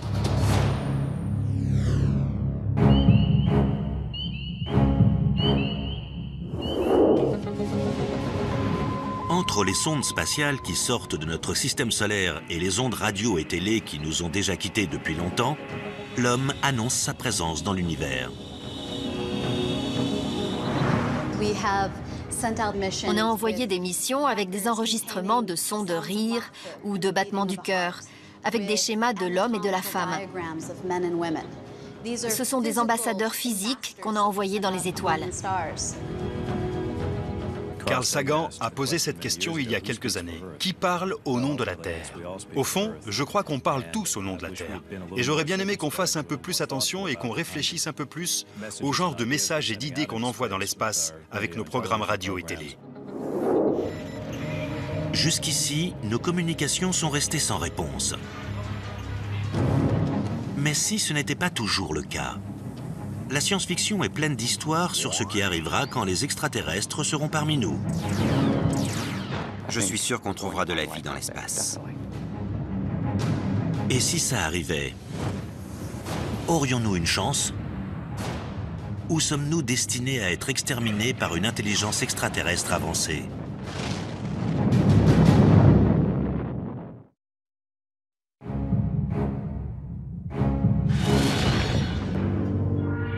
Ils disent venir en paix, mais anéantissent notre planète.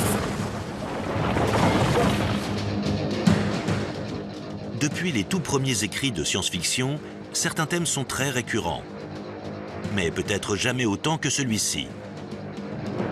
Les invasions extraterrestres. Des hordes d'aliens qui débarquent sur Terre et qui sèment le chaos. D'un point de vue narratif, c'est beaucoup plus intéressant que des gentils aliens qui arrivent et qui règlent tous nos problèmes. Je pense que tout a commencé avec La Guerre des mondes, d'H.G. Wells, un roman qu'il a écrit comme une critique de la colonisation britannique de l'époque. Le film District 9 s'intéresse au fait que l'humanité est par nature méfiante, voire raciste de bien des manières à l'encontre des choses qu'elle ne comprend pas. Et dans le cas des extraterrestres, il n'y a rien qu'on ne comprend moins que la vie sur les autres planètes. Les astronomes essaient depuis longtemps de déterminer s'il existe une manière scientifique et plausible de répondre à cette éternelle question. Sommes-nous seuls? Est-ce que la vie est fréquente dans l'univers? Le paradoxe de Fermi, qui doit son nom à une question posée par le physicien Enrico Fermi, tente d'éclairer un des mystères de la vie extraterrestre.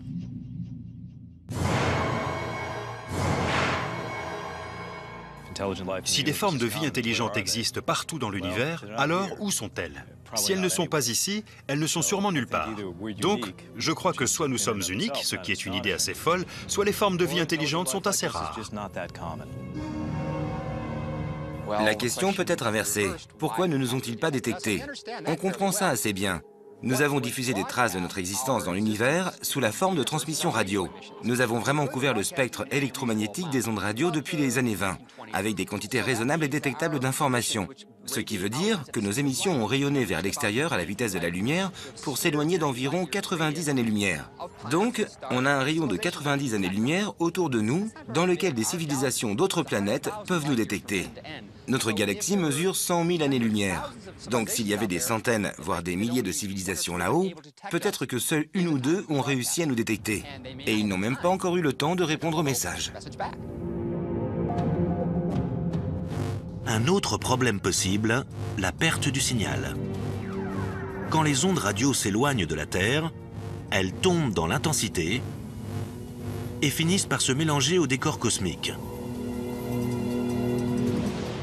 Pour qu'un habitant d'une autre planète entende nos transmissions, il faudrait sûrement qu'il ne soit pas très loin. Combien de civilisations pourraient donc être en train d'écouter nos émissions et nos rediffusions? C'est une question à laquelle l'astronome Frank Drake a tenté de répondre.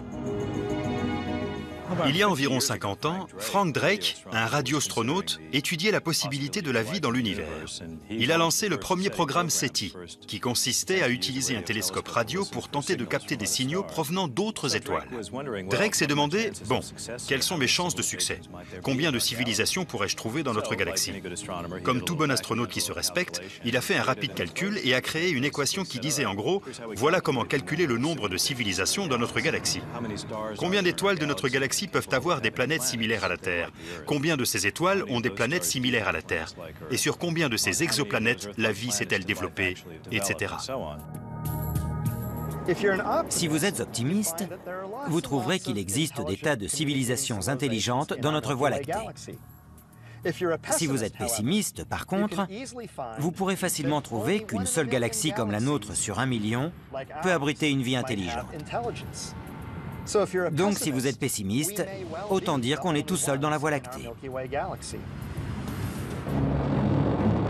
Si une grande armée d'extraterrestres belliqueux se dirigeait vers nous, quelles seraient les meilleures défenses de la Terre?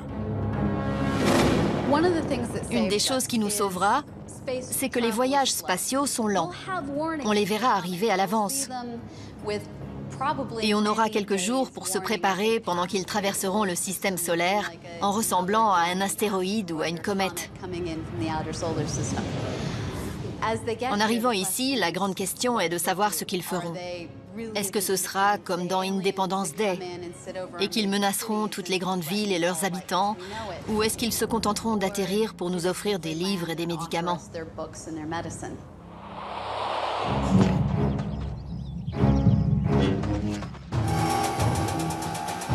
Si jamais ça tournait mal, peut-être qu'on pourrait sauver la Terre en utilisant des armes de science-fiction.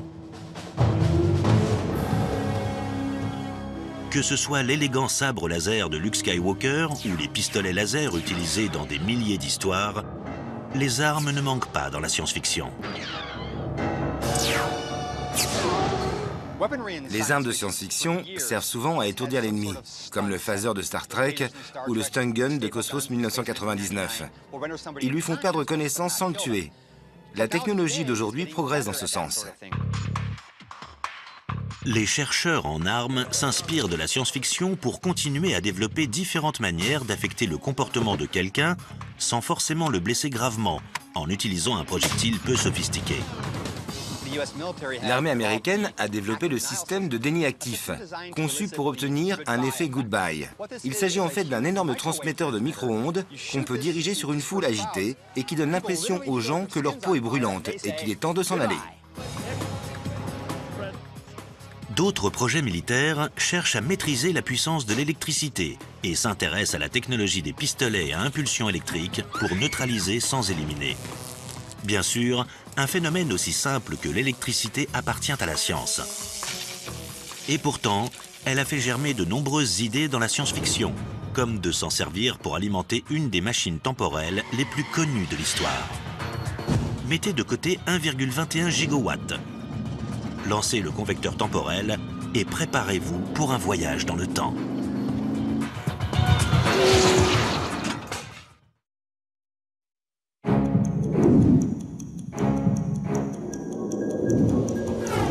Le voyage temporel. C'est vraiment possible, selon deux des plus grands esprits scientifiques du XXe siècle. Albert Einstein. Au début, il y avait l'obscurité. Et puis, le Big Bang a donné naissance à un monde fait de temps, d'espace et de matière. Chaque jour, de nouvelles découvertes nous aident à comprendre les mystères de cet endroit énigmatique et déconcertant qu'on appelle l'univers. Hyperespace, téléporteur, trous de verre et pistolet laser. Des concepts qui appartiennent à la science-fiction, mais s'inspirent-ils de la réalité? Sommes-nous seuls dans l'univers? La réponse est non. La nouvelle génération de physiciens travaille déjà pour réécrire les lois cosmiques. Je ne peux pas me limiter à la physique telle qu'on la connaît aujourd'hui. Et ce qui semblait encore futuriste il y a quelques dizaines d'années pourrait bien être plus proche que ce qu'on croit. Si on arrivait à s'approcher de la vitesse de la lumière, on pourrait faire un bond dans le futur. Départ aujourd'hui. Prochain arrêt, demain. Explorons ensemble les mondes de la science-fiction et des faits scientifiques.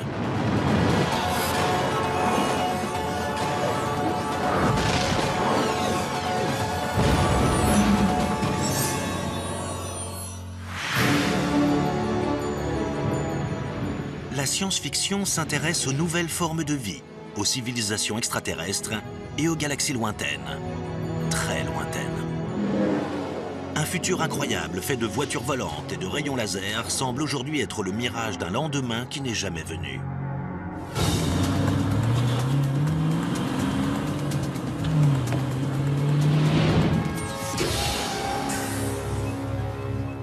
Des routes? Là où on veut aller, on aura toujours besoin de routes. Pourtant, il y a bien des technologies issues de la science-fiction qui pourraient arriver plus vite qu'on le croit.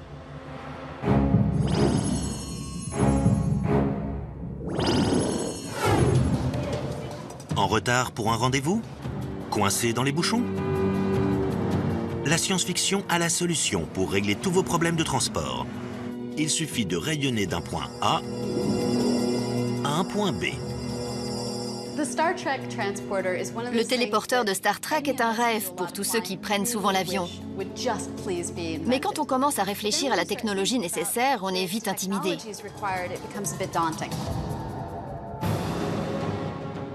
Dans Star Trek, ce qu'on voit dans la série, c'est que le téléporteur fonctionne en déplaçant une personne atome par atome et en convertissant ces atomes en énergie qu'on projette vers une destination avant de réassembler tous ces atomes qui composent la personne une fois arrivé à destination.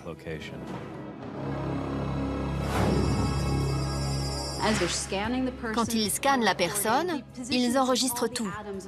La position de tous les atomes et des électrons en orbite autour des atomes, la rotation de tous les électrons, la fonction d'onde de toute la structure moléculaire du corps, la vibration du corps, les mouvements. C'est une quantité incroyable de données. Et il faudrait réussir à scanner tout ça et à décomposer complètement le corps humain. La quantité d'énergie nécessaire pour transformer un humain en énergie pure serait bien supérieure à toutes les armes nucléaires les plus puissantes que l'homme a jamais inventées. Ce serait un processus destructeur. Transformer quelqu'un de ma taille en énergie pure équivaudrait à utiliser 41 fois l'énergie dégagée par la plus puissante des armes nucléaires jamais créées par l'homme. Si vous voulez me téléporter, il faudra d'abord se demander...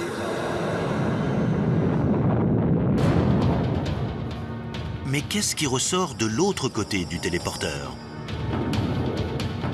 Est-ce que c'est vous ou votre réplique parfaite?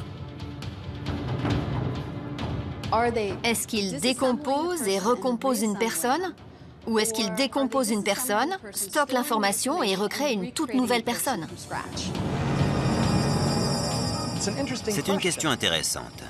Est-ce que le téléporteur vous tue et crée un clone? Ou est-ce qu'il réussit à vous préserver et à vous transporter jusqu'à destination? Si vous me dites qu'on vous a décomposé atome par atome et qu'on vous a converti en flux d'énergie avant de vous réassembler à un autre endroit, je ne vois pas en quoi c'est différent que de vous tuer et de vous ressusciter. C'est peut-être un appareil tout droit sorti de la science-fiction, mais l'armée américaine s'intéresse aujourd'hui aux possibilités qu'offrirait la technologie du téléporteur. L'Air Force a commissionné une étude pour examiner le futur des systèmes de transmission de matière. Sans surprise, ils ont rencontré de nombreux obstacles. Développer un téléporteur qui fonctionne, ce n'est pas gagné. Un des plus gros problèmes rencontrés vous sera peut-être familier si vous avez un ordinateur. Pas assez d'espace disque. Oubliez les mégas et les gigas. L'information générée par le scanner d'une seule personne représenterait des milliards de téraoctets. Une seule personne nécessiterait suffisamment de disques durs pour remplir 500 millions d'Empire State Buildings. L'autre question, c'est de savoir si le fait de stocker les données d'une personne implique de la téléporter immédiatement. Que se passerait-il si on voulait la dématérialiser, stocker l'information et la conserver pendant 50, 100 ou 5000 ans? Du point de vue de cette personne, ce serait un voyage dans le temps. Si les améliorations en termes de stockage de données continuent au rythme actuel, on pourrait imaginer l'existence d'un disque dur suffisamment grand pour satisfaire la demande d'ici 2 à 300 ans. Une des dernières barrières à la construction d'un téléporteur de matière est une propriété fondamentale de la physique quantique, connue sous le nom du principe d'incertitude de Heisenberg. Après la diffusion des premiers épisodes de Star Trek, beaucoup de physiciens ont remis en question la technologie du téléporteur. Un des plus gros problèmes dont on a discuté concernait le fait qu'il est impossible de connaître avec précision la localisation et la quantité de mouvement d'un atome ou d'une particule subatomique. Plus on sait où se trouve quelque chose, moins on sait à quelle vitesse ça se déplace, et vice-versa. Si on prend en photo un carrousel, on peut tout de suite voir où ce manège se trouve par rapport à ce qui l'entoure. Mais tout ce qui se trouve sur le carrousel est un peu flou sur la photo. Quand on essaie de réassembler les petits morceaux qui composent une image quantique d'un capitaine Kirk tout juste dématérialisé, la dernière chose dont on veut entendre parler, c'est de l'incertitude quantique d'Heisenberg. Dans Star Trek, la nouvelle génération, un de nos conseillers techniques, Mike Okuda, a eu l'idée d'inventer un compensateur d'Heisenberg, c'est-à-dire un composant du téléporteur qui s'occupe de régler ce petit problème. Je me suis toujours dit que c'était une solution très maligne à l'un des plus grands obstacles à la construction d'un téléporteur. Le téléporteur tombait en panne de temps en temps et généralement ce n'était pas bon pour celui qui se faisait téléporter. Si certaines données étaient perdues pendant le voyage et que vous vous retrouviez sans yeux ou sans cerveau, ce serait vraiment catastrophique. Vous pourriez y laisser un peu de votre ADN. Et même si votre corps possède des mécanismes de réparation pour l'ADN, à force de voyages répétés, vous pourriez développer des cancers ou des déformations, ou toutes sortes de maladies que vous n'auriez pas vraiment envie d'attraper. Des super-ordinateurs gigantesques, des compensateurs d'Heisenberg, des scanners quantiques. Tout ça appartient à la science-fiction. Alors comment faire de tout ça une réalité? Il faut se tourner vers le surnaturel. Einstein l'appelait l'action surnaturelle à distance. C'est l'univers bizarre de l'intrication quantique. En gros, deux particules peuvent interagir de manière à ce que, quand elles sont séparées, l'état de l'une affecte directement celui de l'autre. En utilisant cette propriété d'intrication, on peut manipuler une des deux pour influencer sur l'état de l'autre instantanément. C'est le truc le plus dingue qu'on trouve dans la mécanique quantique. Une information n'a aucun moyen de passer d'une particule à l'autre. Même en les séparant d'une grande distance, la vitesse de la lumière ne permettrait pas à l'information de passer d'un point à l'autre quand on effectue les mesures. Il doit y avoir environ 3 personnes capables de comprendre ce concept sur la planète. Et pour tous les autres, on n'a plus qu'à regarder les formules et se sentir mal. Les scientifiques ont déjà prévu de tester cette action surnaturelle d'intrication en transmettant une information entre le sol et l'orbite basse terrestre. Le premier téléporteur de l'histoire humaine. Cette technologie pourrait être utilisée dans le développement d'une nouvelle génération de superordinateurs. Des machines qui pourraient un jour être assez rapides pour réaliser les calculs complexes nécessaires pour construire un téléporteur plus sophistiqué. Je sauterais tout de suite dans un téléporteur si j'étais sûr de pouvoir rentrer chez moi après et voir ma famille. Ce serait un voyage incroyable.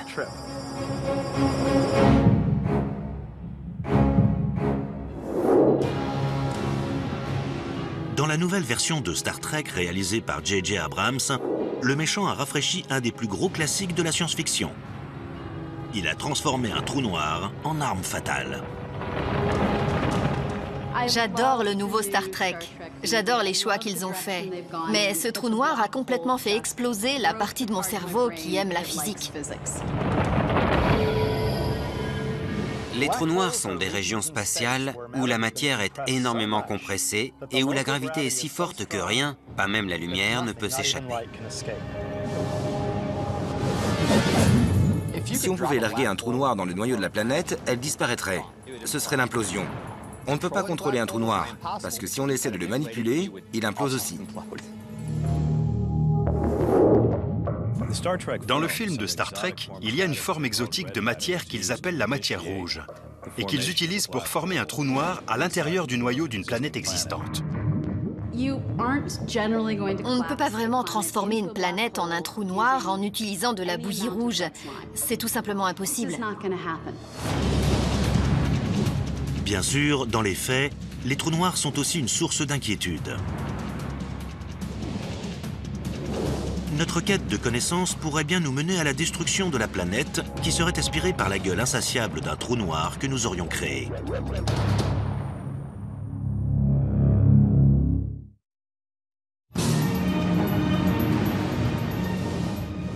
Dans la science-fiction, comme dans le premier Star Trek de J.J. Abrams, un trou noir au centre d'une planète peut causer la mort de 6 milliards de Vulcains à l'écran.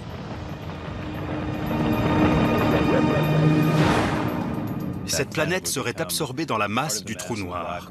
Elle serait réduite en morceaux et disparaîtrait de notre univers pour toujours. C'est un peu la pire de toutes les armes fatales. Dans les faits, des expériences qui prévoient de causer la collision de particules subatomiques sur Terre suscitent des inquiétudes. Si les particules sont assez rapides au moment de la collision, elles pourraient former un trou noir et détruire notre planète. Les nouvelles installations construites par le CERN en Suisse, le grand collisionneur de hadrons, sont conçues pour explorer la nature fondamentale de la matière. L'idée est de provoquer la collision d'atomes pour les décomposer et voir de quoi ils sont faits. Par exemple, ils veulent trouver ce qu'on appelle le boson de Higgs, qui est censé donner la masse de toutes les autres particules. Mais ils pourraient aussi produire des trous noirs miniatures. Des trous noirs sur Terre? L'homme perçoit les trous noirs comme d'énormes vortex tourbillonnants qui aspirent la matière et dont rien, pas même la lumière, ne peut s'échapper. Et l'idée qu'on puisse en former un en Suisse a sonné l'alarme. Mais les scientifiques ont rassuré le public. Les trous noirs qui pourraient se former seraient microscopiques. De tout petits trous noirs qui s'évaporeraient instantanément mais existeraient quand même pendant très peu de temps. La probabilité pour que cela arrive est très faible. Et même si on parvenait à créer un trou noir microscopique, ce n'est pas le genre de chose qui réussirait à atteindre le centre de la Terre et à dévorer notre planète de l'intérieur. Comment grandit un trou noir? Il faut penser à un bâtonnet qu'on fait tourner dans une machine à barbe à papa. Quand le bâtonnet ramasse des matériaux, il grossit de plus en plus, tout comme un trou noir quand il absorbe de la matière. Mais qu'en est-il du trou noir microscopique? La première chose qui se passerait, c'est qu'il absorberait le bâtonnet très lentement. En fait, en un an, un tout petit trou noir microscopique énervé et affamé pourrait manger une centaine de protons. Et pendant qu'il avale le bâtonnet, le trou noir s'évapore plus vite qu'il n'absorbe les matériaux pour grossir, ce qui provoque sa disparition.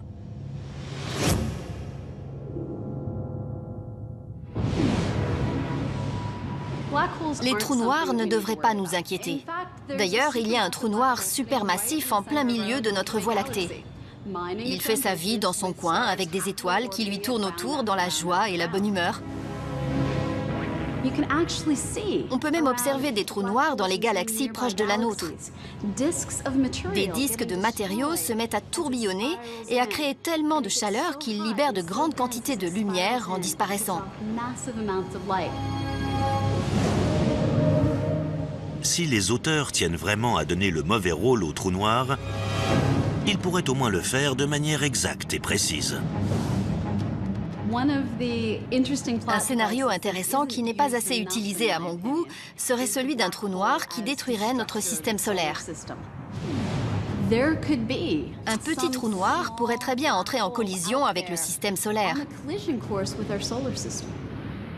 Et on ne s'en rendrait pas compte avant qu'il n'interagisse avec le nuage d'Oort, ce nuage de particules gelées d'où proviennent les comètes. Il pourrait très bien avoir une trajectoire de collision prête à détruire notre système solaire, et on ne s'en rendrait compte qu'à quelques années de l'apocalypse.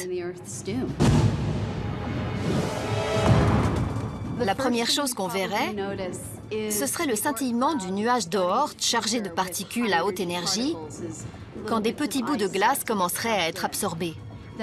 Après, on remarquerait que les orbites externes du système solaire sont déformées et que leur déformation augmente en modifiant l'orbite de la Terre selon la position du trou noir.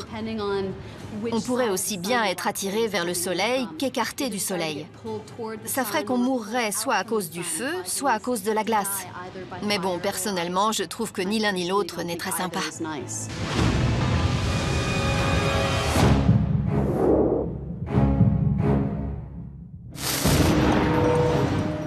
La destruction de la Terre est un thème très populaire dans la science-fiction, et les menaces qui pèsent sur notre planète ont pris de nombreuses formes.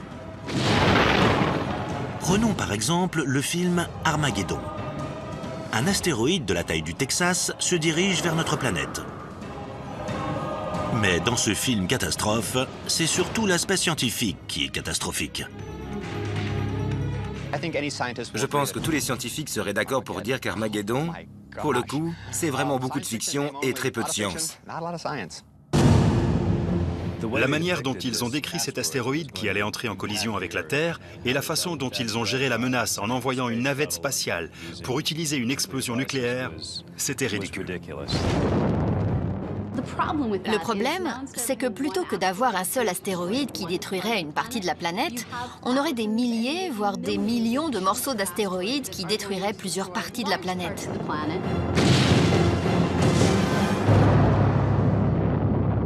Donc évitons d'exploser des astéroïdes. Il faut les déplacer, mais surtout pas les faire exploser. Mais si la Terre venait à rendre l'âme, où irait-on habiter ?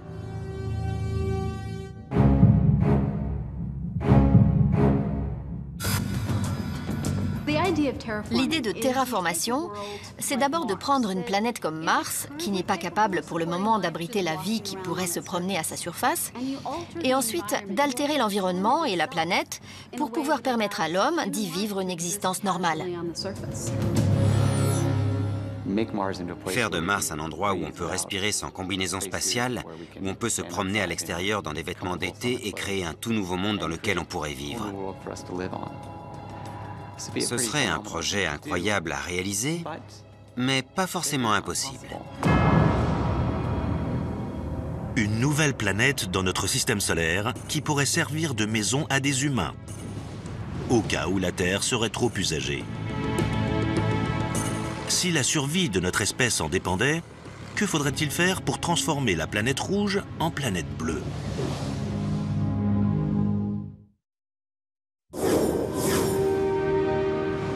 Mars est une planète rouge, désolée et stérile. Des plaines glacées et des falaises abruptes,